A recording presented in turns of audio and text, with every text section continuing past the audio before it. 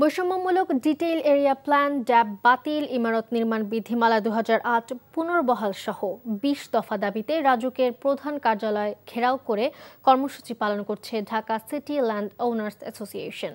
সকাল থেকে রাজধানীর মতিঝিলে রাজুক কার্যালয়ের সামনে অবস্থান নিয়েছে সংগঠনটি। তাদের অভিযোগ, পতিত সরকারের কতিপয় দোসরদের প্রেসক্রিপশনে গণপূর্ত মন্ত্রণালয়কে পাশ কাটিয়ে এলজিআরডি মন্ত্রণালয় তড়িঘড়ি করে ড্যাব ২০২২ থেকে ২০৩৫ প্রকাশ করা হয়। ড্যাবের কারণে মহানগরীতে ভবন নির্মাণের ক্ষেত্রে চরম বৈষম্য সৃষ্টি হয়েছে বলেও অভিযোগ করে আন্দোলনকারীরা। ঢাকা মহানগরের ড্যাবের বিধিবিধান অবিলম্বে স্থগিত করে মহানগর ইমারত নির্মাণ বিধিমালা ২০০৮-এর আলোকে ভবন নির্মাণের অনুমতি দেওয়ারও দাবি জানায় তারা। ল্যান্ড ওনার্স অ্যাসোসিয়েশনের নেতারা বিভিন্ন দাবিতে রাজধানী উন্নয়ন কর্পোরেশন রাজুকের সামনে অবস্থান নিয়েছে। সে বিষয়ে জানাতে সরাসরি চলে যাচ্ছি আবির আহমেদের কাছে। দাবির বিষয়ে নতুন কিছু জানতে পেরেছেন কিনা জানাবেন আমাদের।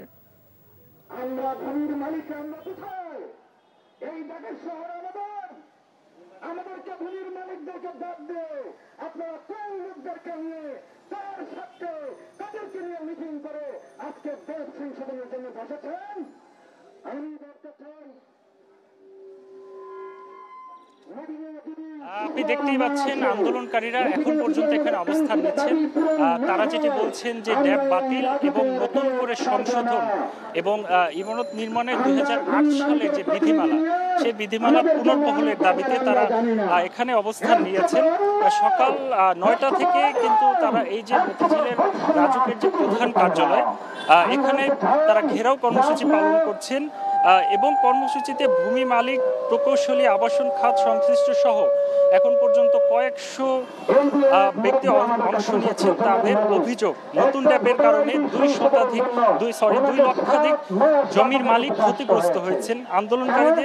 আন্দোলনকারীরা রাজধানীর ভূমি মালিকরা বলেন অনতি বিলম্বে তাদের যে দাবি, সে যৌক্তিক দাবি মেনে নেওয়া হোক এবং ড্যাব যাতে সংশোধন করা হয় সেটি সংশোধন করা হোক।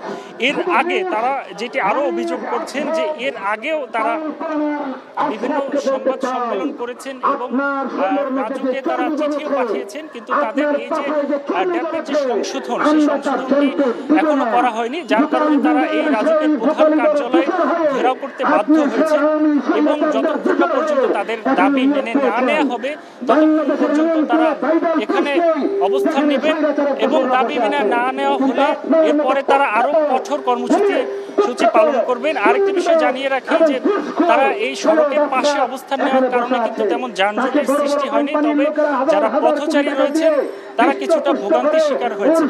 তো এটি ছিল আমার কাছে এই রাজুকের প্রধান কার্যালয় থেকে সর্বশেষ। মালিহা, ধন্যবাদ আপনাকে। জানছিলাম রাজুক থেকে। এই ঈদে জামা জুতো অ্যাক্সেসরিজের ডিসকাউন্ট।